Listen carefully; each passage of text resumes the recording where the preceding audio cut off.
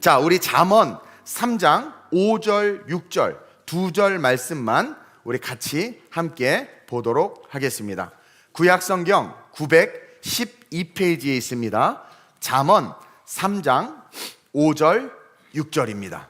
다 같이 한번 합독해 볼까요? 시작. 너는 마음을 다하여 여호와를 신뢰하고 내 명철을 의지하지 말라. 너는 범사에 그를 인정하라. 그리하면 내 길을 지도하시리라. 아멘. 자, 설교 제목이 뭔가요? 한번 큰 소리로 시작. 믿음의 현상. 여러분, 우리는 예수 그리스도를 믿기 때문에 이 자리에 앉아 있습니다. 맞아요, 틀려요?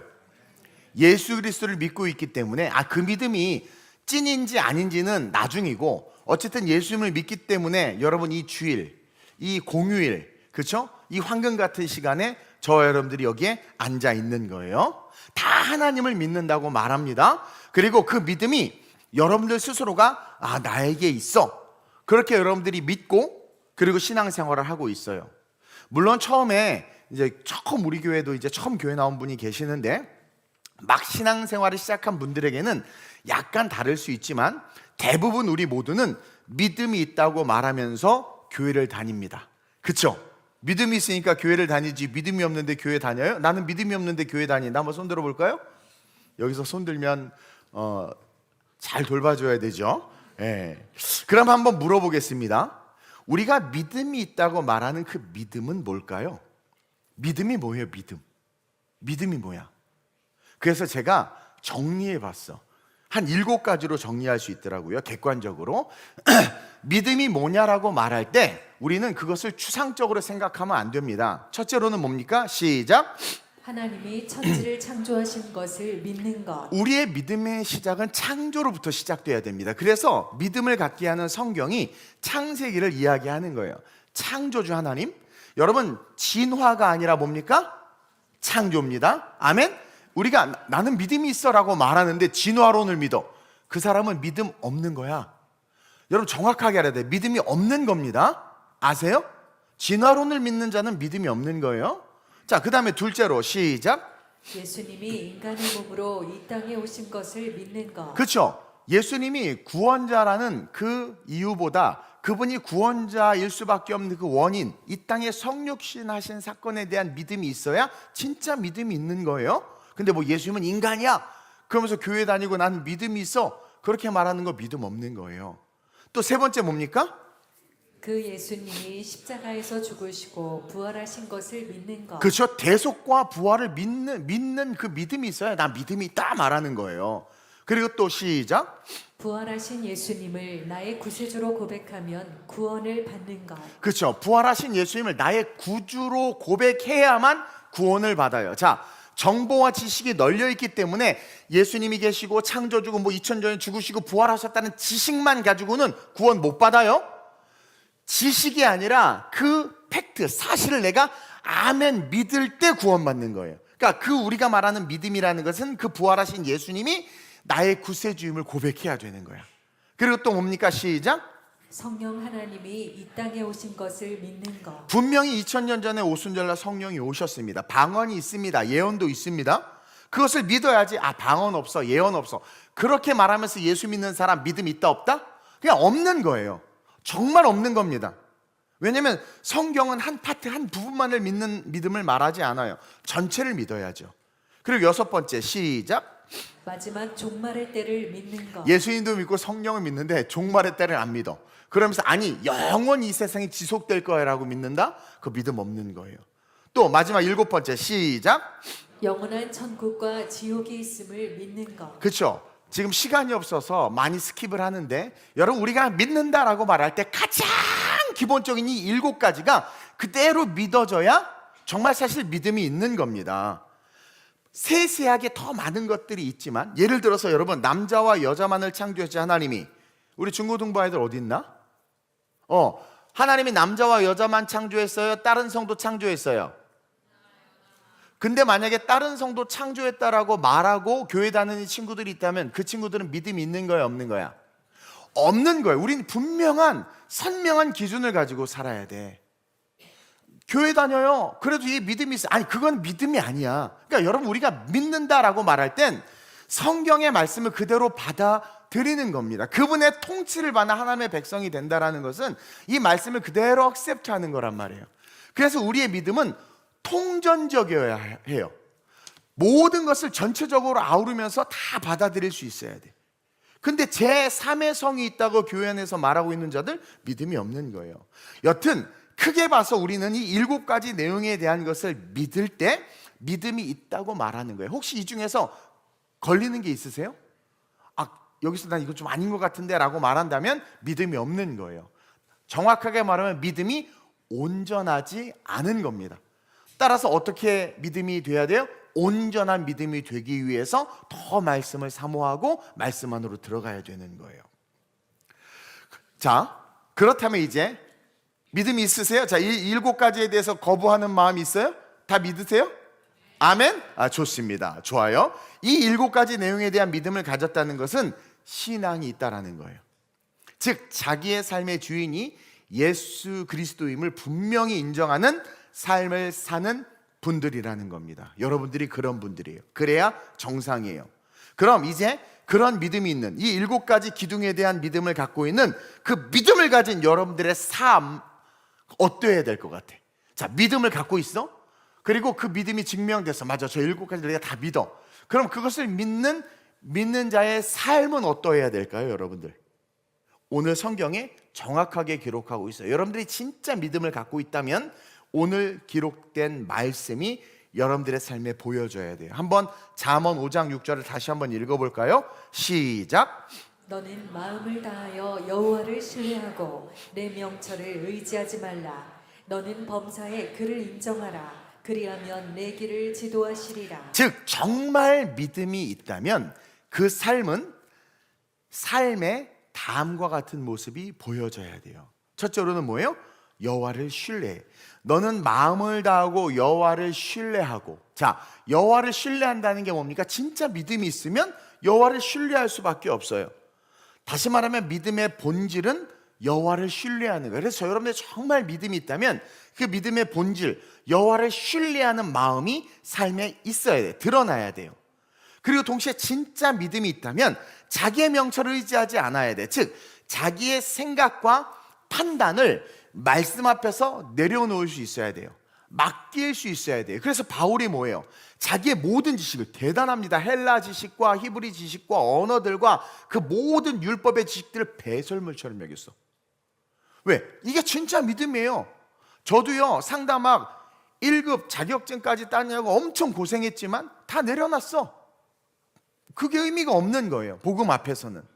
그러니까 명철을, 내 지식을 있지, 막 이런 걸 자랑해. 죄송하지만 믿음이 삶에 나타나지 않는 신앙이라는 거죠.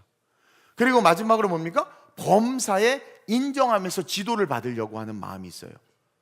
그러니까 그분의 이끄심에 순종하는 거, 분명한 방향성을 갖고 있는 거예요. 내가 A라고 알았는데 말씀을 듣고 배우다 보니까 그게 틀렸구나, 인정하는 거야.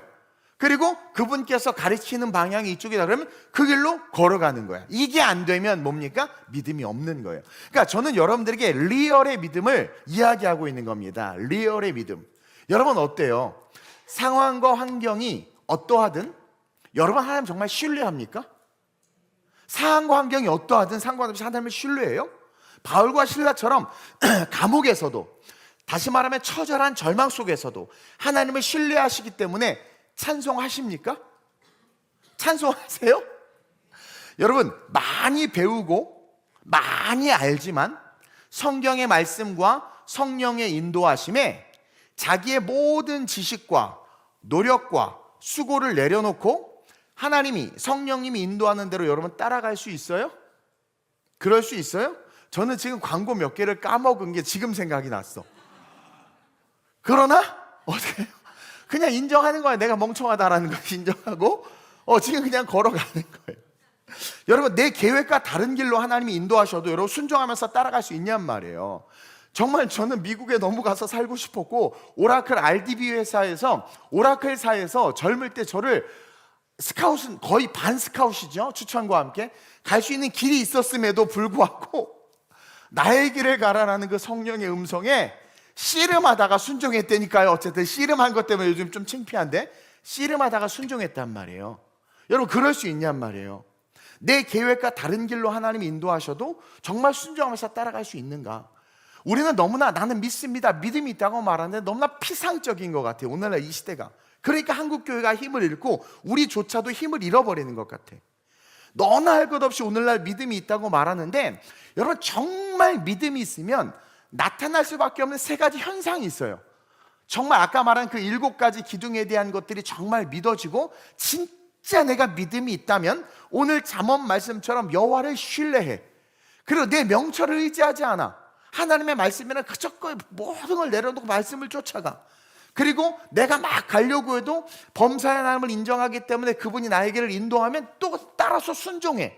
성경에 보니까 믿음의 사람들은 다 그랬단 말이에요. 그럼 우리도 그래야 되는데, 다시 말해서 우리가 믿음이 있기 때문에 우리의 삶에 어떤 현상이 나타나야 되는데 그게 안 보인다라는 거예요. 그래서 우리의 믿음이 진짜 믿음인지 아니면 믿는다고 착각하고 있는지 점검하고 우리의 삶과 미래가 바뀔 수 있는, 우리의 대전제는 삶과 미래와 열방을 바꾸는 교회예요. 정말 우리의 삶과 미래가 바뀔 수 있는 진짜 믿음의 사람들로 우리 모든 성도님들이 성장하길 주님의 이름으로 축원드립니다. 예수님의 형제입니다. 예수님의 형제였던 야고보 사도가 당시 믿음이 있다고 말하는, 믿는다고 말하는 수많은 교인들에게, 초대교회 교인들에게 그들의 고백 속에서 난 예수님을 믿어, 난 주님을 따라 살 거야 라고 말하는데 그 말하는 그들의 고백과 그들의 삶을 딱 보니까 일치하지 않는 거야. 그러니까 너무 속상한 거죠. 자기의 형인 예수님이 그냥 세상의 룰로는 형이지, 그러나 하나님의 아들이신 그 예수님이 어떻게 십자가에 죽으셨고 어떻게 부활하셨고 어떻게 승천하셨으며 하신 말씀이 무엇인지를 이 야고보는 너무나도 잘 아는 거예요. 그래서 그 예수님을 증언하고 증거하는데 은혜 받았다고 말하는 많은 초대교회 성도들이 어느 순간 믿는다고 말하는 그들의 입술과 믿기 때문에 살아야 하고 보여줘야 되는 삶이 다른 거예요. 그래서 너무나 괴로웠어. 그게 일치하지 않은 모습, 그걸 보고 너무나 개탄스러워서 쓴 성경이 야고보서예요. 야고보서. 즉 믿음이 있으면 저절로 자연스럽게 나타나는 현상이 그들에게 보이지 않아. 그래서 강력하게 행함이 없는 믿음은 죽은 믿음이다. 다시 말하면 믿음이라는 것은 오늘 잠언에서 말한 것처럼 전적 신뢰, 나의 모든 이성과 지성을 하나님 앞에서 함몰시킬 수 있는 그냥 전적 순종, 아버지의 인도하심에 전적으로 자기를 의탁할 수 있는 그 삶을 사는 모습이 보여져야 되는데 전혀 보이지 않는 거예요. 그래서 너네들의 그 믿음, 행함이 없는 그 믿음은 천국이 없는 신앙이다. 무서운 말로 그들의 신앙을 직격하고 있는 거예요. 그게 야고보서 2장 17절에서 20절입니다. 한번 읽어볼까요? 시작. 이와 같이 행함이 없는 믿음은 그 자체가 죽은 것이라. 어떤 사람은 말하기를 너는 믿음이 있고 나는 행함이 있으니 행함이 없는 내 믿음을 내게 보이라. 나는 행함으로 내 믿음을 내게 보이리라 하리라. 내가 하나님은 한 분이신 줄을 믿느냐? 잘하는도다. 귀신들도 믿고 떠느니라. 아, 허탄한 사람아, 행함이 없는 믿음이 헛것인 줄을 알고자 하느냐? 여러분 보세요. 아, 허탄한 사람아, 허탄한 사람아, 너는 믿음이 있고 나는 행함이 있다라는 거예요. 진짜 믿음은 행함을 통해서 나타날 수밖에 없다. 네가 하나님은 한 분이신 줄 믿느냐? 잘한다. 귀신들도 믿고 떠든다. 근데 너나 귀신이나 별반 다를 게 없어. 왜? 귀신들도 아는 지식, 믿음이 있어요. 왜? 하나님을 아니까, 영적인 존재니까. 그러나 그 하나님이 요구하고 원하는 삶을 살지 못하죠. 그들은 살 생각도 안 해요. 근데 똑같은 거야. 믿음이 있다고 말하는데 행함이 없는 것들, 허탄한 사람, 허탄한 인생이라는 거예요. 그러면서 이 야고보는 어떤 예를 드냐면 아브라함이 독자 이삭을 제단에 바친 사건을 예를 들면서, 야 니네 잘 들어, 진짜 믿음이 있으면 허탄한 인생이 아니라 리얼의 인생이 되려면 아무리 내가 자식이어도, 자기의 어떤 정치적 신념이어도, 또 자신이 확실하게 아는 어떤 세상의 과학적 지식이어도 죽일 수 있어야 된다. 말씀이 나에게 도전을 할 때는 그걸, 내 것을 죽일 수 있어야 된다. 그게 진짜 믿음이다. 그래서 아브라함이 의롭다 하심을 받은 거다. 그게 그 다음 이어지는 21절 22절에 나와요. 시작. 우리 조상 아브라함이 그 아들 이삭을 제단에 바칠 때에 행함으로 의롭다 하심을 받은 것이 아니냐? 내가 보거니와 믿음이 그의 행함과 함께 일하고 행함으로 믿음이 온전하게 되었느니라. 이게 진짜 그리스도인이라는 거예요. 아브라함이 우리에게 보여준 것은 믿음이 있으니까 행해. 독자인데 자기 자식을 진짜 죽이려고 한 거야. 어떻게 그럴 수 있냔 말이야. 이건 우리가 봤을 때 비상식적인 거거든요. 근데 아무리 비상식적인 것이어도 하나님이 요구하면 그것을 하는 게 믿음이라는 거예요. 그러면서 믿음이 그의 행함과 함께 일한다. 행함으로 그의 믿음이 온전하게 된다. 이게 그리스도인이라는 거예요. 즉 믿음이 있으면 나타나는 현상, 즉 행함이 있고, 그 행함으로 그 사람의 믿음은 더 진짜 찐 믿음, 믿음임이 세상에 드러날 수밖에 없다. 따라서 첫째로 시작. 정말 올바른 믿음이 우리에게 있다면 우리는 하나님의 섭리를 인정하게 됩니다. 우리는 하나님의 섭리를 인정하게 된다. 진짜 올바른 믿음이 있다면 우리는 하나님의 섭리를 인정하게 돼요. 이게 무슨 말이냐? 자, 이삭을 바치라고 했을 때 아브라함은 말씀하셨으니까 아들을 제단에 바치겠지만 그 과정 속에 분명한 하나님의 섭리가 있다는 것을 믿었기 때문에 행동했다는 거예요. 그러니까 갖다 바쳐, 로봇처럼 칙탁 해서 죽이는 게 아니라, 아브라함은 믿음은 어떻게 이야기하냐면 갖다 바치라고 말할 때 갖다 바칩니다. 그러나 이 아들을 갖다 바치지만 이 하나님께서 말씀하신 그 행위 속에, 나에게 요구하는 그것 속에 하나님의 섭리가 있음을 믿습니다라는 그 하나님의 섭리를 믿는 믿음이 삶에 드러나야 되는 거예요. 드러나야 되는 거예요. 그래서 창세기 22장 5절에 보면 시작. 이에 아브라함이 종들에게 이르되 너희는 나귀와 함께 여기서 기다리라. 내가 아이와 함께 저기 가서 예배하고 우리가 너희에게로 돌아오리라 하고. 많은 목사님들이 설교할 때 뭐 여러 가지 영역으로 이야기하지만 여기서 보면 이 우리가라는 단어를, 아브라함은 믿음이 있었기 때문에 하나님이 이삭을 죽이지 않고 살릴 것이다 라는 믿음이 있었다라고 말하는데, 아니, 그건 좀 오버센스야. 잘 들으세요. 종들에게 이르되 너희는 여기 있어. 독자 이삭을 바치라고 하니까 그 다음날 새벽같이 이삭을 데리고 가서 이제 제사를 지낸다고 하는데, 이제 어느 순간 가가지고 야, 너네 산 밑에 있어, 나 제사 드리고 올게. 그러면서 이삭하고 가요. 근데 아브라함 진짜 이삭을 죽이려고 했어요. 근데 뭐라고 이야기합니까? 데리고 가면서 종들에게, 야, 저기 가서 우리가 예배하고 이삭을 잡아 죽이고 우리가 너희에게로 돌아온다라는 말을 써요. 우리가. 그럼 이 우리는 아브라함이 이삭을 하나님께서 살려줄 것에 대한 믿음의 고백이었느냐? 아니라는 겁니다. 이 우리라는 단어 속에 뭐가 있냐면 믿음이 있기 때문에 하나님의 섭리를 인정하는 믿음이 들어가 있는 거예요. 하나님의 섭리가 나타날 거라는 그 신앙 고백을 하고 있는 거예요. 다시 말하면 어떤 상황이든 하나님을 인정함으로 나는 행동할 건데 그 행동의 결과에 대해서는 다 하나님의 뜻이 있다.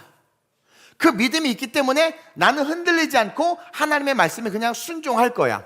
즉, 이 우리는 자신과 이삭을 말하는지 성경이 정확하게 말하고 있지는 않지만 아브라함은 그 우리라는 말이 곧 하나님을 신뢰합니다 라는 고백이다라는 것을 우리에게 가르쳐주고 있는 거예요.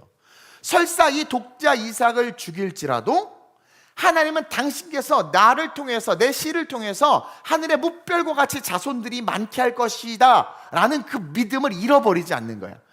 내가 이 아들은 진짜 당신 원하시가 갖다 바칩니다. 그러나 그 안에 섭리가 있어서 하나님의 놀라운 섭리 속에 당신이 하신 말씀은 이루어지고 내 믿음은 당신의 약속의 말씀의 증명으로 드러날 것입니다 라는 그런 고백인 거예요.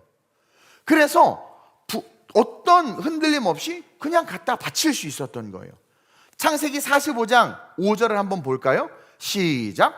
당신들이 나를 이곳에 팔았다고 해서 근심하지 마소서, 한탄하지 마소서. 하나님이 생명을 구원하시려고 나를 당신들보다 먼저 보내셨나이다. 자, 요셉도 마찬가지예요. 자, 나중에 애굽의 총리가 된 상태에서 형제들이 왔단 말이에요. 형제들을 딱 보자마자 요셉이 이렇게 말합니다. 당신들이 나를 이곳에 팔았다고 해서 근심하지 말라는 거예요. 그들이 너무 두려웠을 텐데 팔았다고 해서 근심하지 말라는 거예요. 한탄하지 말라는 거야. 그 일 때문에 우리 죽게 됐다 스스로 그렇게 생각하지 말라는 거야. 뭐라고 이야기합니까? 하나님이 생명을 구원하시려고 나를 당신들보다 먼저 보냈다. 여기서 첫째로 요셉은 형제들이 자신을 팔아버린 사실을 부인하지 않았어. 그건 팩트야. 사실 이것은 요셉에게 정신적인 트라우마였고 마음의 상처였고, 만나면 내가 반드시 죽인다, 막 그런 어떤 복수심과 분노의 동기일 수 있어요. 근데 진짜 믿음을 가진 요셉을 오늘 성경을 통해서 보니까 사실은 사실대로 말해. 그냥 네가 나 파는 건 맞아. 근데 둘째로 그 사실 위에 뭐예요? 하나님의 섭리를 보고 있는 거야. 그 사실 위에 믿음이 있는 자들은 하나님의 섭리를 덮어버리는 거예요. 그러면서 뭐래요? 하나님이 생명을 구원하시려고 나를 그냥 먼저 보냈다. 당신들이 나를 팔아버리는 그 흉악한 흉계에 하나님의 섭리가 덧입혀져서 하나님이 당신들을 살리려고 나를 여기 보냈다. 즉 독자 이삭을 잡아 죽이지만 아브라함은요, 양이 준비되어 있을 거라는 상상도 못했습니다. 단지 그냥 순종해서 죽일 거예요. 그러나 섭리, 이 행위, 내 순종의 행위를 통해서 하나님의 약속이 이루어질 어떤 하나님의 섭리가 있다는 것을 믿은 거예요. 그게 믿음이라는 거예요. 전적인 신뢰인 거죠, 하나님을. 우리는 이삭 죽이면 어떡할 건데 막 계산하는 거야. 그럼 나 지금 이제 더 애 못 낳아, 끝장났어, 안 돼, 막 계산하잖아요. 근데 그게 아니라는 거야. 그러니까 하나님이 전능하심, God is almighty, 전능하심을 믿는 거예요. 그리고 나는 몰라도 돼. 중요한 건 하나님은 시건하는 분이 아니야. 그리고 나는 그저 받은 은혜가 있기 때문에 순종할 뿐이야. 요셉도 그 애굽의 총리로서 죽여버릴 수도 있어. 정말 화가 나서. 여러분 용서가 잘 안 되잖아요. 용서 되든가요? 안 돼요. 안 돼. 죽지 못해 사는 거지. 안 된단 말입니다. 근데 요셉이 어떻게 섭리를 보는 거야. 섭리를. 소크라테스도 섭리를 봤던 것 같아. 악처로 말미암아 하나님께 나에게 지혜를 주시는 섭리. 예를 들어서 그런 섭리를 보는 자들은요, 세상을 넉넉히 이기게 되는 거예요. 그러니까 불행을, 제가 하는 말이, 여러분 불행을, 여러분들의 삶에 어떤 불행이 일어날 때 그것을 무조건 행복으로 치환해서 복이 될 거야 라는 그런 정신 승리를 하라는 말이 아니에요. 진짜 믿음은 그냥 저절로 그렇게 모든 현상 속에서 하나님의 섭리를 보게 되고 자연스럽게 그 섭리를 읽게 되기 때문에 모든 고난과 시련과 고통을 뛰어넘어서 그냥 저절로 승리하게 되는 거예요.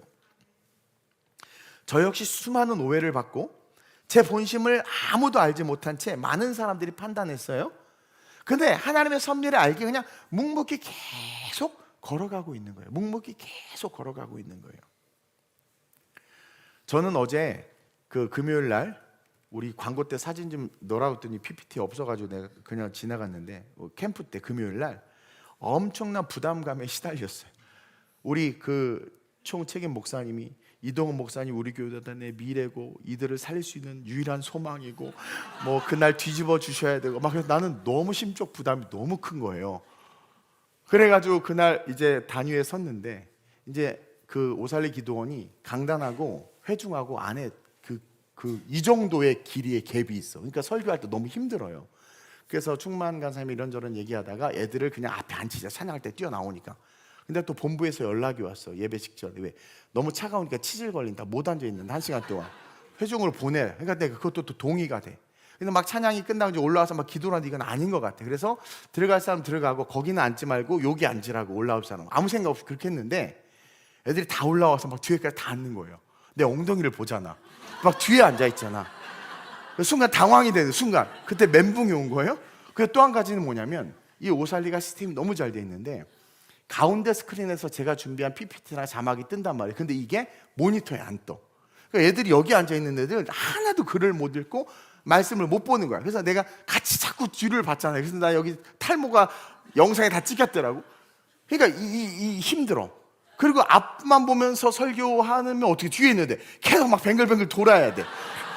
아니 순간이요, 짧은 시간에 내 머리에 지진이 일어난 거예요. 왜냐하면 설교는 원고를 보면서 하긴 해야 되는데 부담감은 있는데 애들이 360도 나를 아우르고 있지.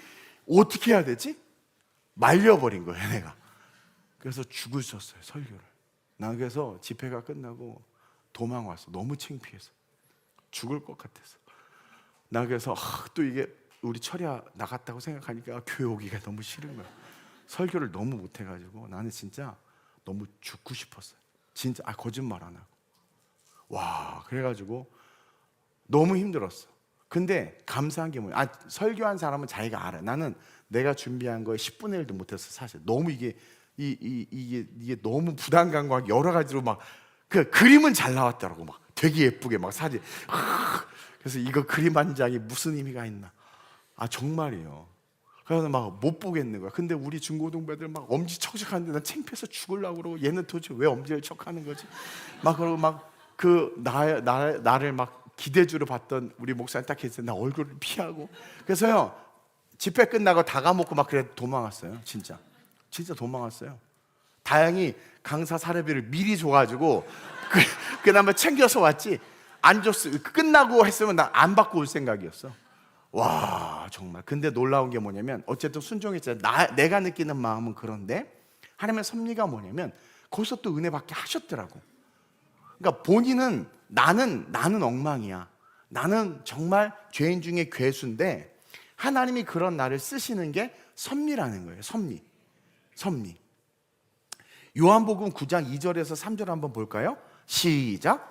제자들이 물어 이르되 랍비여 이 사람이 맹인으로 난 것이 누구의 죄로 인함이니까 자기니까 그의 부모니까 예수께서 대답하시되 이 사람이나 그 부모의 죄로 인한 것이 아니라 그에게서 하나님이 하시는 일을 나타내고자 하심이라. 보세요. 예수님은 맹인이라는 현상을 딱 보시고, 그렇죠? 또 그 당시 맹인이라는 것은 장애, 어떤 질병이 걸렸다는 것은 죄로 말미암는 결과거든요. 그러니까 그 당시에 율법과 시대 정신, 그리고 맹인이라는 어떤 사회적인 편견과, 아니 편견 정도가 아니라 그냥 정의라고 일컬어지는 죄의 결과라는 그 상황에서 예수님이 뭘 보고 계세요? 하나님의 섭리를 보고 있는 거야. 많은 사람들은 누구의 죄 때문이니까 저 사람이 죄 때문에 저렇게 됐고 저 사람은 그냥 저주받을 자고라고 말하지만 예수님은 그 맹인을 통해서 하나님의 섭리를 보고 있어. 뭐예요? 하나님의 영광을 나타내기 위함이다. 이게 하나님의 섭리라는 거예요. 그래서 믿음의 사람들은요, 이 땅에서의 삶을 살면서 자신과 세상 속에서 하나님의 섭리를 볼 줄 아는 자들이어야 된단 말이에요. 따라서 그 문제 속으로 들어가서 섭리를 보는 자들은 그 문제 속으로 들어가서 그 문제와 부딪히고 그 문제를 치료하고 그 문제를 대적하고 그 문제와 싸움으로 하나님의 섭리가 실현되는 도구로 쓰임받게 되는 것, 그것이 진짜 믿음의 사람인 거예요. 그래서 예수님도 소경과 부딪히셨어요. 요셉도 형제들과 대면했단 말입니다. 아브라함도 이삭을 제단에 묶고 칼로 내리친 거예요. 대면했단 말이에요. 여러분들 어떠세요? 하나님의 섭리를 보고 믿기 때문에 기꺼이 그 믿음이 있음이 여러분들 세상에 드러나고 있습니까? 집이 어려워졌어요. 실직을 했습니다. 또 건강에 이상의 징후가 나타났어요. 그럴 때 여러분들은 하나님의 섭리를 보는 그 믿음의 태도가 삶에서 나타나냔 말이에요. 아니면 어떤 상황과 환경 속에서 그냥 내 생각, 내 안녕만을 추구하고 침묵하고 묵상하고 그냥 조용히 그렇게 세상과 단절돼서 살아가냐라는 거죠. 여러분, 하나님의 섭리를 알고 보고 믿는 자들은요, 그래서 절대로 세상을 두려워하지 않아요. 사람이 마음으로 생각으로 계획할지라도 내 발걸음을 이끄시는 분은 야훼시다 라는 믿음의 고백 때문에 그냥 오늘도 묵묵히 걸어가는 거예요. 제가 그래서 한강에 떨어지면 그냥 걸어오면 된다는 거야. 하나님의 섭리를 인정하기 때문에 그래 내가 망했어, 그래 아내도 저주하고 가고 친구들을 다 떠나가고 막 기와장으로 몸을 긁을 정도로 욥이 얼마나 비참해졌습니까? 근데 뭐라고 고백해요? 주시니도 하나님이시오 취하시니도 하나님이시다. 그냥 하나님의 섭리를 인정하는 거예요. 그 섭리를 인정할 때 하나님의 창조와 기적의 역사가 우리의 삶에서 솟아나는 겁니다. 여러분들이 정말 믿음이 있다면 입술로만 믿는다고 말하지 말고 하나님의 섭리를 보는 시선을 가지시길 주님의 이름으로 축원드립니다. 둘째로 시작. 정말 올바른 믿음이 우리에게 있다면 그런 자들은 반드시 언어가 바뀌게 됩니다. 정말 믿음이 있다면 여러분 언어가 바뀌어야 돼요. 아니 언어가 저절로 바뀝니다. 성경은 우리의 언어에 대해서 이렇게 정의합니다. 마태복음 12장 34절 하반절에서 35절을 읽어보면 언어에 대한 정의를 볼 수 있는데 시작. 마음에 가득한 것을 입으로 말함이라. 선한 사람은 그 쌓은 선에서 선한 것을 내고 악한 사람은 그 쌓은 악에서 악한 것을 내느니라. 성경이 말하는 언어의 정의는 그렇습니다. 마음에 가득한 것이 입으로 나오는 것, 즉 우리의 언어는 우리의 마음이다. 그러면서 선한 사람은 쌓은 선에서 선한 말을 하게 되고 악한 사람은 그 쌓은 악에서 악한 것을 낸다. 즉 우리의 언어는 우리의 마음에 있는 것이 나오는 거예요. 사실 우리는 그 사람의 언어만 들어봐도 그 사람이 진짜 믿음의 사람인지 아니면 그냥 믿는 척하는 사람인지 분별할 수 있어요. 왜냐하면 믿는 척하는 사람들은요, 현실의 언어를 씁니다. 오늘부터 한번 이렇게 잘 살피고 다녀보세요. 믿는 척하는 사람은 현실의 언어가 항상 나와요. 그러나 진짜 믿음의 사람들은 약속의 언어를 씁니다. 여러분, 가나안 12명의 정탐꾼에 대한 이야기 다 알죠? 가나안에 12명의 정탐꾼을 보냅니다. 40일 후에 그들이 돌아와서 보고를 하는데 두 팀으로 나눠져요. 정확하게 말하면 두 언어를 가진 팀으로 나눠집니다. 10명의 정탐꾼은 팩트를 이야기해요. 정확하게 사실을 이야기합니다. 현상에 대해서 정말 정확하게 기술해요. 그러나 2명, 여호수아와 갈렙은 현상에 대해서, 사실에 대해서 이야기하지 않아. 이 두 언어의 차이를 볼 수 있어야 되는데 우리 시간이 없으니까 빠르게 한번 읽어보겠습니다. 민수기 13장 25절에 30절 시작. 40일 동안 땅을 정탐하기를 마치고 돌아와 바란 광야 가데스에 이르러 모세와 아론과 이스라엘 자손의 온 회중에게 나와 그들에게 보고하고 그 땅의 과일을 보이고 모세에게 말하여 이르되 당신이 우리를 보낸 땅에 간즉 과연 그 땅에 젖과 꿀이 흐르는데 이것은 그 땅의 과일이니이다. 팩트예요. 사실만을 말하고 있어요. 계속. 그러나 그 땅 거주민은 강하고 성읍은 견고하고 심이 클 뿐 아니라 거기서 아낙 자손을 보았으며 아말렉인은 남방 땅에 거주하고 헤딘과 여부스인과 아모리인은 산지에 거주하고 가나안인은 해변과 요단가에 거주하더이다. 여러분, 최고의 FBI 요원이에요. 최고의 정탐꾼이고 최고의 첩자입니다. 왜냐하면 정확하게 모든 것을 객관적으로 그대로 보고합니다.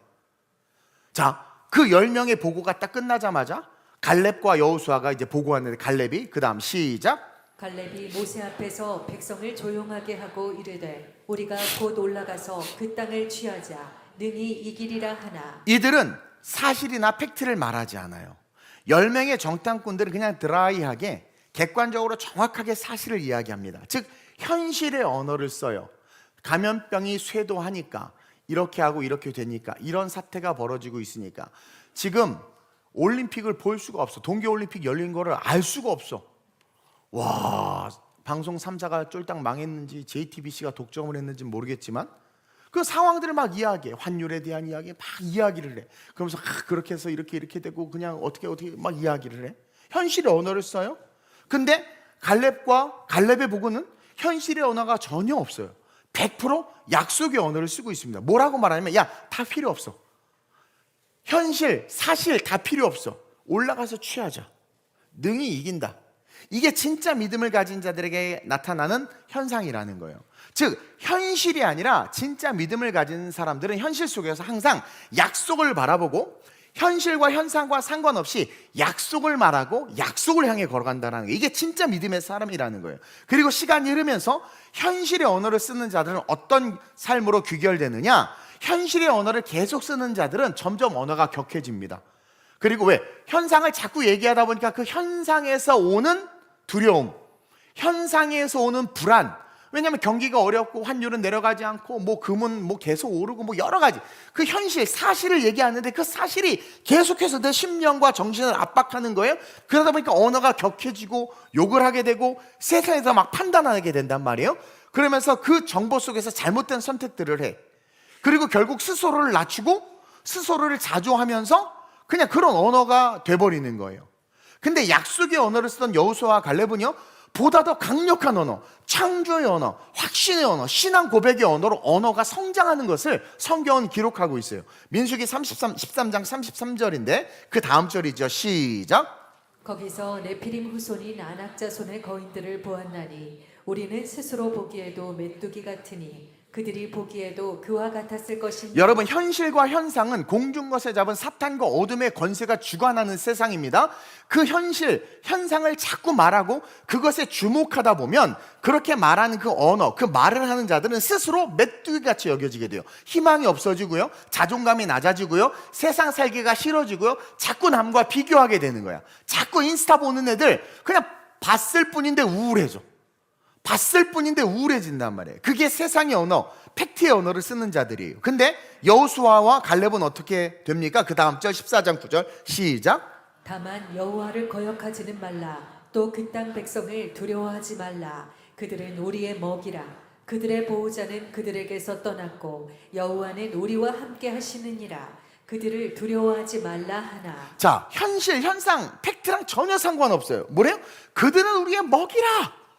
현실이 어떠하든 상황이 어떠하든 뭡니까? 계속해서 그 언어가 꿈이 넘치고 계속해서 그 언어가 내일에 대한 기대가 되고 그 언어가 자꾸 도전하고 싶게 만들어요. 아니, 안악자손을 말하고 거대한 성읍을 말하고 막 엄청난 가나 7족속을 말하는데도 불구하고 정말 믿음을 가진 자들의 언어는 계속해서 꿈을 이야기하고 도전을 이야기하고 희망을 이야기한단 말이에요. 여러분들의 언어는 어떻습니까? 삶의 현장 속에서 살아가는 삶 속에서 여러분들의 언어는 메뚜기 언어입니까? 밥의 언어입니까? 다시 말하면 세상 속에서 여러분들이 메뚜기 같이 여겨지세요? 아니면 이 세상을 보면서 이 세상을 하나님이 차려놓은 밥상이다 라는 그런 마음이 드세요? 저는 이 세상은 하나님이 차려놓은 밥상 같아. 뭐든 할 수 있을 것 같아. 뭐든. 여러분 어떤 그런 마음이세요? 진짜 믿음은요, 약속의 언어를 쓰기 때문에 세상이 두렵지 않아요. 권력과 권세가 두렵지 않아요. 그래서 일제차에서도 진짜 믿음을 가진 자들은 그런 권력과 권세 따위를 두려워하지 않았단 말이에요.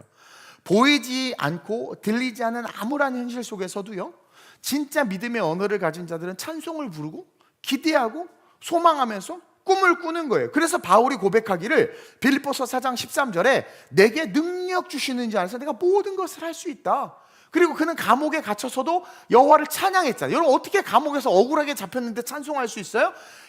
믿음의 언어는요, 항상 현실과 상황과 상관없어요. 계속해서 꿈을 말하고 미래를 말하고 하나님을 말할 수밖에 없다라는 거예요. 그래서 진짜 믿음이 있으면 말투가 바뀌어요.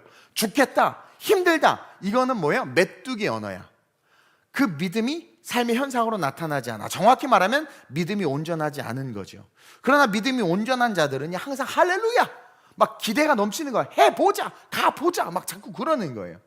그리고 그 언어를 고백하는 자의 미래를 창조하게 됩니다. 창조하게 돼요. 그래서 여러분들의 언어가 여러분들의 미래를 창조한다는 분명한 사실을 잊지 말고 약속의 언어를 사용하는 진짜 믿음의 성도들 되시길 주님의 이름으로 축원드립니다. 그래서 정말 믿음이 있는 자들은 항상 꿈이 있고요, 도전합니다. 얼굴을 딱 보니까 너무 못생겼어. 그럼 어떤 말을 하느냐? 믿음이 없는 자들은 난 죽어야 돼. 돈도 없고 이 얼굴 어떻게 갖고 살아? 믿음이 있는 자들은 와, 어디를 고쳐도 확실하게 바뀌겠다. 막 소망이 생겨요. 소망이 생겨요. 여러분, 이게요, 정말 달라요. 제가 개척할 때 그랬잖아요. 믿음의 언어를 가진 자들은요, 세상을 보는 관점이 다릅니다. 그리고 마지막으로 시작. 정말 올바른 믿음이 우리에게 있다면 그런 자들은 반드시 도전하게 됩니다. 네, 여러분, 진짜 믿음이 있으면은요, 모든 삶 속에서 하나님의 섭리를 보게 되고, 진짜 믿음이 있으면 그 언어가 미래를 이야기하고 상황과 환경을 뛰어넘어서 본질을 이야기하게 돼 있어요. 그리고 동시에 마지막으로 뭐예요? 도전할 수밖에 없어요. 진짜 믿음이 있는 자들은. 진짜 믿음은요, 하나님이 지도하시는 길로 순종하기 때문에 그냥 그 삶은 저절로 도전이 돼. 지도하시는 길로 순종해. 아브라함에게 야, 광야로 가라 그랬더니 그냥 순종해. 그냥 도전이 돼버리는 거야. 도전이 돼버려.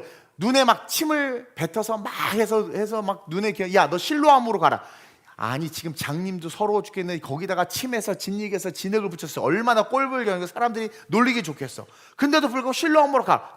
도전이야, 도전. 그리고 그 모든 도전은 기적과 창조와 역사와 축복을 나타냈다는 것을 우리는 알고 있잖아요. 그러니까 여러분, 하나님이 지도하시는 길로 그냥 순종하기만 하면 저절로 도전하는 삶이 되는 거예요. 그래서 저도 2007년도에 야, 개척해라. 전도사인데요? 개척해라. 돈도 없는데요? 개척해라. 성도도 없어요. 개척해라. 순종해서 도전하니까 열매가 맺히는 거예요. 여러분, 진짜 믿음의 순종은요, 이성적이거나 합리적인 계산에 의해서 행동하는 게 아니기 때문에 때로는 손해를 보는 것 같을 수 있고 때로는 위험해 보이기도 합니다. 때로는 이해가 되지 않을 때도 있어요.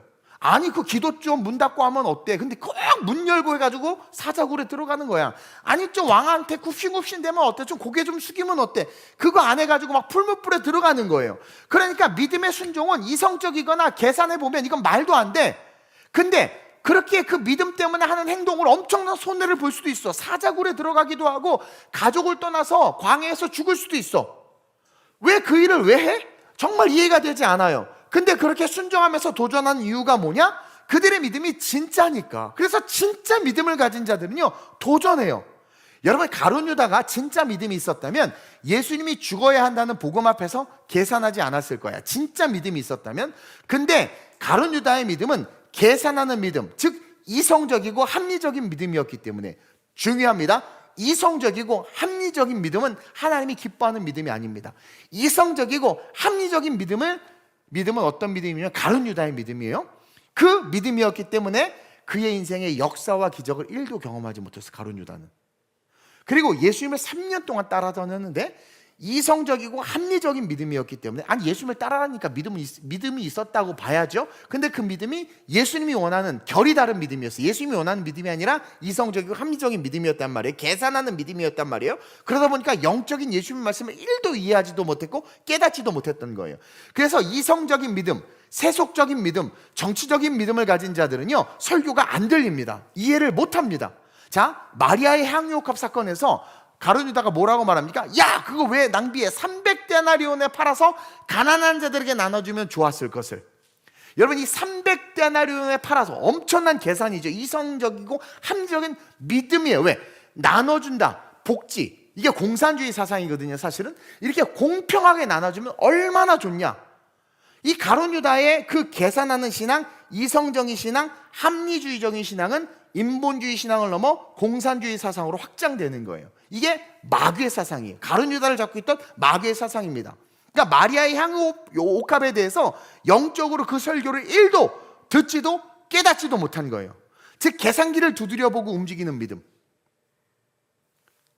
비즈니스 믿음, 내가 만들어냈어요. 비즈니스 믿음이요. 여기 혹시 뭐 팔러 오신 분 계세요? 비즈니스 믿음.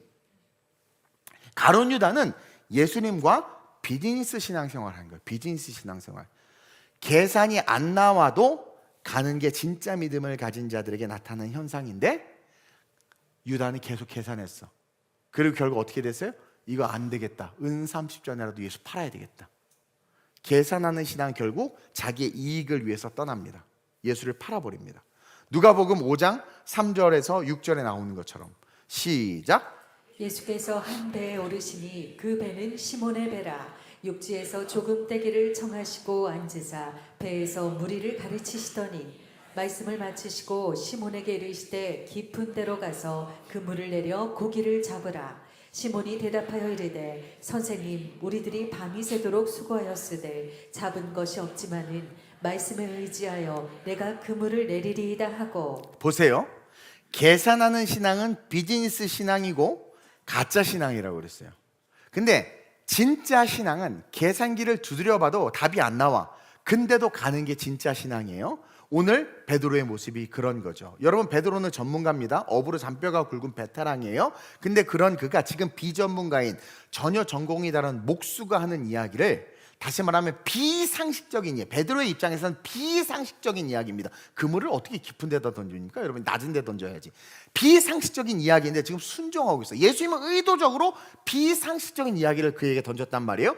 근데 그 비상식적인 이야기, 아무리 주파 하나를 튕겨도 답이 안 나오는데 베드로는 순종해. 이게 진짜 믿음의 사람에게 나타나는 현상이에요. 근데 성경을 조금 아는 사람들은 아마 이렇게 생각할 겁니다. 아니, 오늘 본문은 이제 막 예수님이 제자를 모으는 그 장면인데 베드로에게 무슨 믿음이 있습니까? 이렇게 이야기할 수 있어요. 근데 보세요, 오늘 3절 말씀이 중요합니다. 바로 위에 나와 있는, 시작. 예수께서 한 배에 오르시니 그 배는 시몬의 배라. 육지에서 조금 떼기를 청하시고 앉으사 배에서 무리를 가르치시더니. 지금 누구 배에서 예수님이 무리를 가르치고 있어요? 베드로의 배에서. 베드로의 배에 탔어. 야, 조금 뛰어. 그래서 조금 물에, 육지에 뛰었어. 그리고 거기서 막 설교를 했어. 그럼 그 옆에 오른쪽에서 제일 열심히 앉아있던 애가 누구였어? 베드로였어. 예수님을 처음 봤어. 근데 이게 아우라가 보통이 아니야. 근데 말씀을 듣는데 그 짧은 시간이지만 베드로는 믿음의 사람으로 바뀐 겁니다. 여러분, 복음은 그렇게 능력이 있어요. 설교 한 편의 인생이 뒤집어질 수도 있어요. 그 어제 그렇게 많은 애들 중에서 몇몇이 저랑 아이 컨택하는 애들이 나는 너무 괴로워 죽겠는데도 말씀을 쪽쪽 먹는 거야. 그 눈빛을 보면 알잖아요. 그것처럼 그런 역사가 일어난다니까요. 우리 중고등부 애들이 너무 은혜 받았대. 그래서 얘네들은 나를 안 놀리는 걸 거야. 역시 얘네들은 현실과 상황을 초월하여 정말 하나님의 섭리를 보는 아이들이다. 내가 그래서 위로를 받았는데 그 한편의 설교로 바뀔 수 있는 겁니다. 그래서 어떤 애가 올라와서 안수해달라고 직접 와서 얘기를 하는 거예요. 목사님 저 좀 꼭 기도해달라고. 그래서 안수도 해줬어요. 그것처럼 한편의 설교가 바꿀 수 있는 겁니다. 예수님이 바로 설교할 때 그 옆에 있던 자가 베드로예요. 그리고 설교가 딱 끝나자마자 베드로에게 뭐라고, 야 깊은데 그물을 던져. 그랬더니 순종한 거예요. 그냥 순종한 거예요. 그러니까 그 비상식적인 말에 순종할 수 있는 이 믿음, 그 짧은 시간 복음으로 말미암아 믿음이 생긴 것을 볼 수 있어야 돼요. 근데 우리는 어때요? 10년, 20년이 지났잖아요. 지금 설교 얼마나 많이 들었습니까? 근데도 불구하고 11조를 해야 되나 말아야 하나? 식사 봉사를 안 하려면 어떻게 해야 하나? 아니, 한 주에 예배 한 번만 들으면 되지 왜 수요 예배, 금요 예배, 주일도 뭐 이렇게 여러 번 예배를 드리나? 계속 계산기를 두드리는 거예요. 교사를 하는 게 내 시간이 더 많이 확보될까? 아니면 구역장을 하는 게 더 시간이 많이 확보될까? 어떤 걸 해야 내가 성도에게 더 많이 이렇게 티가 날까? 막 계속 계산하는 거야. 주의 종이 뭘 해라 하면 잠깐만요. 계산기를 막 두들기는 거죠. 여러분 어떠냐라는 거예요. 계속해서 계산기를 두드리면서 이성과 자신의 지식과 경험 안에서 헤매고 있지는 않으세요? 베드로는요, 자신의 경험이라는 또 자신의 어떤 전문적인 디그리, 전문성, 또 자기의 그 어브로스의 권위, 그 모든 것들을 선포되는 말씀 아래 그냥 한 번에 굴복시켜 버렸어. 그렇죠? 아까 제가 잠언에서 이야기했죠? 그냥 그분의 말에 순종하는 거예요. 이게 진짜 믿음이 생기면 저절로 나타나는 현상이에요. 저도 진짜 그 어린 나이에 믿음이 있으니까 유학과 신학 사이에서 갈등을 하긴 했지만 믿음이 있으니까 이걸 선택한 거 아니겠습니까? 개척도 마찬가지. 큰 교회의 후임으로 낙점이 돼 있었지만 개척에 대한 마음을 주니까 갈등은 했어요. 솔직히 인간이니까 연약함이에요. 그러나 어떻게 해요? 순종해서 그 험한 길을 선택한 거예요. 이게 진짜 믿음의 사람들의 모습이라는 거죠. 그래서 초대교회 수많은 믿음의 사람들이 막 톱으로 켜는 고난을 당해도 비상식적으로 예수를 포기하지 않는 거야. 떵떵거리고 큰 집에서 살 수 있는데 재산 다 뺏기고 카타콤에 들어가는 거예요. 이 비상식적인 일을 기꺼이 감당하는 거예요. 우리 청년들 가난할 때 개척 초창기에 아르바이트 뼈 빠지게 해서 변동 그걸로 다 티켓 사가지고 선교 갔어. 부모님과 남들이 보기에는 비상식적이고 미쳤다고 해. 근데 그 당시 우리는 미치지 않았어. 너무 행복했고 너무 좋았어. 또 다른 세계가 있는 거야. 하나님의 통치를 받느냐, 세상의 통치를 받느냐. 가이사의 것은 가이사에게로, 계산하는 사람은 계산하는 삶을 살고, 하나님의 것은 하나님에게로. 하나님의 통치를 받는다면 하나님의 길을 걸어가는 거예요. 그러니까 초대교회 성도들에게 카타콤에 사는 게 맞는 거야, 톱으로 켜는 고난을 당하는 게 맞는 거야, 아무도 안 가르쳐 줬어요. 베드로가 설교할 때요, 바울이 설교할 때 그런 설교하지 않았어요. 혹시 로마 군인이 와서 너를 죽이거든 그냥 죽으세요, 이런 설교 안 했어요. 톱으로 켜는 거 조금 아프다가 좀 많으니까 좀 참으세요, 이런 설교 안 했어요. 그들 스스로가 선택한 겁니다. 복음으로 말씀으로 진짜 믿음이 생기니까 믿음의 현상으로 저절로 나타나는 삶이 된 거예요. 우리는 그런 믿음의 사람들이 되어야 될 줄로 믿습니다.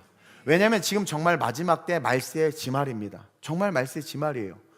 주님 오실 때 들려 올라가야 돼요. 제가 지난주 우리가 통합 예배하면서 우리 아이들에게 그 계시록에 대한 이야기를 교회 학교부터 쭉 한번 설명하고 싶어서 긴 이야기를 쭉 이야기를 했는데, 정말 중요한 건 주님 오셨을 때 들려 올라가야 돼요. 여기 우리 중고등부 아이들이 있는데 절대 복음 포기하지 마세요. 학교에서 뭐라고 가르치든 친구들이 뭐라고 말하든 여러분 복음 때문에 고난받잖아? 여러분 그것은 놀라운 하나님의 별이고 빛이야. 그건 상급이야. 그리고 복음 때문에 고난받는 자들은 하나님을 결코 외면하지 않아요. 목사님 복음 때문에 엄청 고난받았어. 캠퍼스에서 이단들한테 막 린치도 당하고. 근데 그것이 지금 목사님 영광이 된 거야. 여러분 절대 복음은 포기하면 안 돼요. 신앙은 포기하는 게 아니라 신앙은 나를 버리는 거예요. 저는 여러분들이 진짜 믿음이 있기 때문에 나타나는 그 삶의 현상이 여러분들에게 실제가 됐으면 좋겠어요. 하나님의 섭리를 보는, 그래서 풍부에 처하든 비천에 처하든 자족하는 법을 안다는 것은 하나님의 섭리를 인정하는 거예요. 하나님의 섭리를 인정하면서 걸어가는 거예요. 그리고 어떤 상황에서는 믿음의 언어, 팩트 사실은 누구나 말할 수 있어. 지금은 어렵고 어쩌고 저쩌고 그러니까 뭘 해야 되고 뭘 해야 되고 뭘 해야 돼. 현실과 팩트에 기반해서 이스라엘 백성 10명의 정탐꾼은 돌아가자라고 말했어.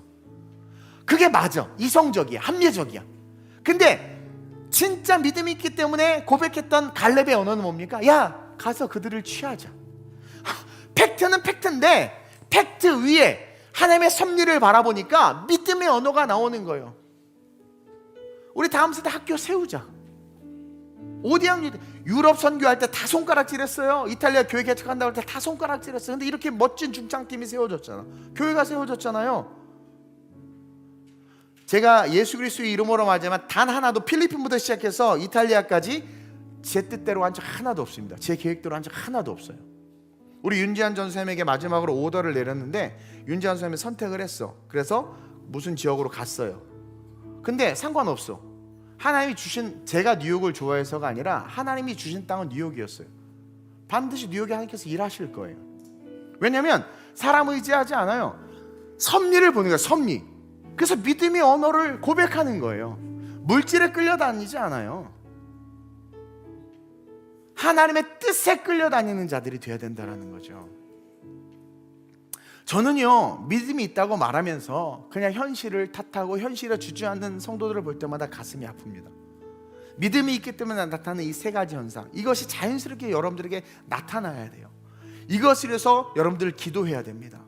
듣는 귀를 열어달라고 기도해야 되고, 마음밭이 옥토가 되게 해달라고 기도해야 되고, 오직 성령으로 나를 꼭 붙잡아 주사 진짜 믿음으로 하나님의 섭리를 보고 하나님의 섭리를 읽고 하나님의 섭리를 인정하고 약속의 언어를 사용하는 거예요. 하나님 저에게 약속하셨어요. 내가 너를 민족과 열방의 사도로 세우겠다. 개척 초창기에. 근데 진짜 쥐뿔도 없는 제가 민족과 열방에서 사도로 복음을 전하고 다니잖아요. 이번에 코스테 안 간다고 하니까 코스테 대표 목사님이, 우리 이동원 목사님이 안 오면 유럽의 한 축이 무너진다고 오버센스 하시고, 우리 다음 세대국 국장님은 우리 교단의 다음 세대를 살릴 기둥이라고. 근데 어제 난 도망가고, 난 이 모양이에요. 난 너무나 연약해요. 나 인정해. 설교 못하고 망한 건 망했다고 인정합니다. 근데 여러분들 철야 오셔서 엄청 은혜 받았다면서요. 이거 삶이 얄짓구 시대니까. 난 정말 너무 괴로웠어요. 방황했어요. 올림픽 88대로를 타면서 방황했어. 교회로 안 왔어. 막 계속 돌았어. 너무 정말 죽고 싶었어요. 그 귀한 자를 내가 망친 것 같아서. 너무 귀한 자를 망친 것 같아. 근데 하나님은요, 그대로 또 쓰셨네. 나 너무 은혜네. 내가 전화해서 우리 전도사님한테 솔직히 말해라. 너무 은혜 받았대. 철야때 나는 안 믿어. 왜냐면 내 감정이 살아있거든. 그러니까 그 하나님 앞에서의 나의 모습인 거죠. 근데 그것을 감싸주신 은혜가 있는 거 아니야? 얼마나 은혜요. 감싸주신 은혜가 있다는 거. 그러니까 그게 하나의 섭리인 거예요. 못났다, 약하다, 초라하다 여기지 말라는 거야. 그러니까 하나님이 딱 앞에 서시면 하나님이 그냥 일하시는 거예요. 저 여러분들 그랬으면 좋겠어요. 그래서 내 경험, 내 이성, 내 의지, 내 상식 다 내려놓고 그냥 말씀이 오면 도전하는 거야. 말씀이 오면 도전하는 거야. 아니, 애도 안 나보고 애도 안 키워봤는데 무슨 다음 세대 사역이야. 그나마 고양이도 키우다가 쫓겨났는데 그 무슨 다음 세대 사역이에요 내가. 에? 근데 하나님이 주시는 대로 내가 정말 하고 싶은 사역은 세계 선교 여행 사역이야. 나는 선교는 많이 다녔는데 여행은 정말 못 해봤거든요. 여러분들 오해하지 마세요. 제가 막 유럽 다니고 했죠. 맨날 주차장 투어만 해. 맨날 운전만 하고요. 알 거예요. 애들 내려주고 다 구경하게 하고 난 차 지키고 있어요. 담임 목사가. 정말 그랬어요. 그것처럼 본질이 뭔지는 아니. 근데 그냥 오해해. 유럽 다니면서 좋겠다. 좋은 거 하나도 없어요. 하나도 없어. 진짜 하나도 없어. 그래서 나는 그냥 성지순례 여행사를 만들어서 막 이렇게 목사님들 데리고 막 강의하면서 다니고 막 이러고 싶어. 돈도 잘 벌고 얼마나 좋겠어. 근데 자꾸 기도원에 세우시고 자꾸 광장에서 설교하라고 또 오라고 하고 또 자꾸 다음 세대, 나는 점점 노년의 세대 사역을 하고 있는데 상대도 안 되는 나는 핑크라는 말도 처음 알았어. 셔틀이라는 말도. 그런 애들하고, 저 무서운 애들하고 사역하게 하고 막. 그렇죠? 와, 도전하는 거예요. 그래서 그냥 저절로 믿음이 나타나는 그런 믿음의 사람 될 수 있게 해달라고 그렇게 기도하는 저와 여러분들이 됐으면 좋겠습니다. 우리 시간 오늘 이 말씀을 놓고 간절히 합심으로 통성으로 기도하고 우리 하나님께서 나를 통해서 내 삶에 정말 하나님 믿음이 있기 때문에 나타나는 이 세 가지 현상, 어떠한 상황에서 하나님의 섭리를 볼 수 있는 눈, 어떠한 상황에서 약속의 언어를 말하는 입, 어떠한 상황에서 도전할 수 있는, 어떠한 상황에서 도전할 수 있는 그런 믿음의 발걸음 내게 주옵소서. 내게 허락하여 주옵소서. 우리 주님 세 번 부르고 합심으로 전심으로 기도합니다. 주여, 주여, 주여. 너는 마음을 다하여 여호와를 신뢰하고 내 명철을 의지하지 말라. 너는 범사의 그를 인정하라. 그리하면 내 길을 지도하시리라. 좋으신 아버지 하나님, 우리가 믿음이 있다고 말하면서 믿음이 있기 때문에 나타나는 삶의 현상이 보여지지 않습니다. 정말 믿음이 있으면 하나님의 섭리를 보게 됩니다. 암이 걸려도 그 안에서 하나님의 섭리를 보게 되고, 내 사는 삶이 엉망이어도 그 삶에서 하나님의 섭리를 보게 되고, 감옥에 갇히고 노예가 돼도 하나님의 섭리를 보게 되는 그 하나님의 믿음을 가졌게 나타나는 현상이 우리에게 있어야 합니다. 사실과 현실에 지배되는 것이 아니라 사실과 현실을 뛰어넘는 약속의 언어를 말하는, 주님은 오신다, 하나님의 말씀은 살아 역사한다, 내게 말씀하신 그 비전함이 이루신다 라는 약속의 언어가 저절로 삶에서 흘러나오며, 또한 주께서 이끄시는 그 길이 광야이든 그 길이 아말렉과의 전쟁이든 그 길이 진퇴양난의 홍해 앞바다에 선 길이든 정말 믿음이 있다면 그 현상 속에서 우리는 하나님 도전할 수밖에 없는 그 삶이 되어야 됨을 믿습니다. 상황과 환경이 어떠하든 주님 오시는 그날까지 정말 믿음이 있기 때문에 그 믿음의 현상이 삶에 뿜뿜 뿜어져 나오는 믿음의 사람들이 우리 모든 TGC 성도들 되게 해 주옵소서. 성령으로 함께하여 주시옵소서. 내가 나사렛 예수의 이름으로 명하노니 하나님의 섭리를 보는 눈이 열려질지어다. 약속의 언어를 말할지어다. 약속의 언어를 말할지어다. 당신 하나님이 세우셔. 당신은 하나님의 존귀한 사람이여. 당신 언젠가 성령 받아. 당신 하나님이 쓸 거야 라고 말하는 약속의 언어를 고백하고, 어떠한 시련이 와도 믿음으로 도전하여 기적을 이루어내는 믿음의 성도, 믿음의 사람, 우리 TGC 성도들 되게 해주옵소서. 좋으신 아버지 하나님, 오늘 잠언 말씀을 통해서 방대한 분량을 짧은 시간에 외치다 보니까 정신없이 달리긴 했지만 하나님께서 분명히 깨닫게 하실 줄로 믿습니다. 오늘날 믿음이 있다고 말하면서 공산주의를 믿고, 믿음이 있다고 말하면서 예수 그리스도의 말씀을 편협하게 받아들이며, 예수 그리스도의 말씀을 믿고 믿음이 있다고 하면서도 남자 여자 외에 또 다른 성이 있다고 말하고, 예수 그리스도를 믿는 믿음이 있으면서도 예수는 인간이었다라고 고백하며, 예수 그리스도를 믿으면서도 종교 통합을 이야기하고, 예수 그리스도를 믿으면서도 인간의 유토피아를 꿈꾸는 이상하고 무너지고 썩어지고 망할 믿음을 가진 자들이 너무나 많이 그 현상을 드러내고 있습니다. 그동안 한국교회가 제대로 가르치지 못했고 우리가 온전한 믿음을 받지 못했음을 봅니다. 1800만에서 지금 800만, 600만으로 줄어들고 있는 기독교의 현실이 그것을 보여줌을 믿습니다. 주님, 우리 교회로부터 시작해서 다시 온전한 믿음, 진짜 믿음, 통전적인 믿음, 진짜 믿음의 사람들로 일어나 그냥 살아간 것뿐인데 그 믿음의 현상이 삶에 나타난 세상을 바꾸는 자들 될 수 있도록 주님 역사해 주옵소서. 어떠한 현상에 저다 하나님의 섭리가 있음을 믿기에 두려워하지 않는 자들 되게 하시고, 죽어봐야 천국인데 라는 확실한 믿음을 가지고 세상에 쫄지 않는 진짜 믿음을 가진 자들 되게 하여 주옵소서. 우리의 입술을 열어 말할 때 사실은 누구나 말할 수 있습니다. 그러나 그 사실과 현실을 말하다 보면 위축돼서 메뚜기 신앙으로 변질됩니다.